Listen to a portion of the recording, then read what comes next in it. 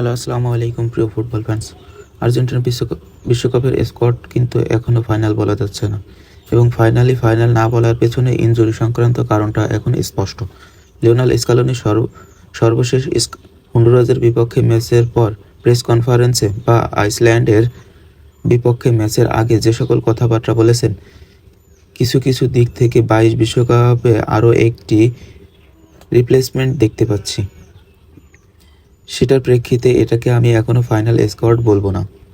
এখনও একাধিক প্লেয়ারের ক্ষেত্রে শেষ মুহূর্তে তারা কিন্তু বাদ পড়তে পারে, অর্থাৎ আরও একবার স্কালোনির জন্য আরও একটা ফাইনাল কল নেওয়ার একটা উপলক্ষ চলে এসেছে।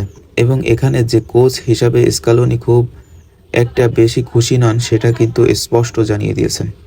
ইনজুরি সংক্রান্ত ইস্যু কিন্তু আছেই, যেমন নিকো পাজের মতন একজন প্লেয়ারকে কেন্দ্র করে, বা হুলিয়ান আলভারেজও হালকা ইনজুরি সংক্রান্ত, লিওনেল মেসিকে কেন্দ্র করে কনসার্নস